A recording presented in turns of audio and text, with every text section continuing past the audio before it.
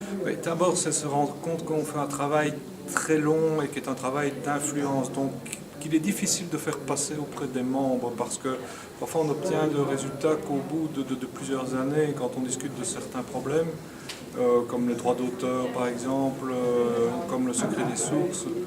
Mais en même temps, il y a eu cette campagne pour la liberté de la presse en Turquie depuis 3 ans qui là a fourni une autre approche, c'est-à-dire un engagement plus militant et dont on a l'impression que là on touche du doigt directement les gens qu'on veut aider.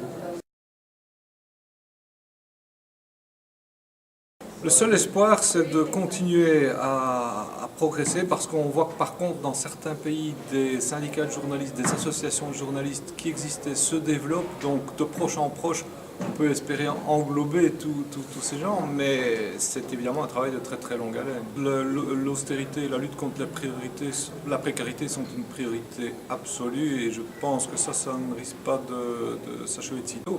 Sur le droit d'auteur, on peut craindre que la bataille glisse plus sur le plan juridique parce que dans beaucoup de pays, également en Belgique, les jeunes journalistes sont forcés de signer des contrats que nous considérons comme inéquitables, qui leur font abandonner tous leurs droits.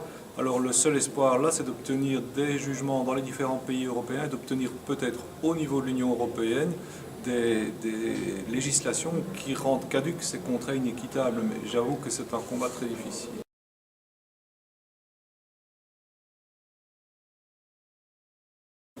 Mais ça dépend les points de comparaison qu'on peut prendre. Par exemple, en Allemagne, les syndicats qui sont très forts ont réussi à imposer une convention collective avec une revalorisation salariale. Pas mirobolante, mais quand même une revalorisation. Je dirais qu'en Belgique, on a une situation contrastée. Du côté francophone, dans la presse écrite quotidienne, on a toujours une convention collective, alors que du côté néerlandophone, on a perdu cette convention collective il y a plusieurs années déjà. Je parlais de l'abandon des droits d'auteur. C'est une pratique qui est largement répandue chez nous et la situation des indépendants ne s'est pas améliorée depuis le livre noir des journalistes indépendants. Donc je dirais que nous sommes dans la moyenne européenne, la moyenne supérieure si on se compare à l'Europe de l'Est, mais l'Europe de l'Est n'est pas un bon point de comparaison.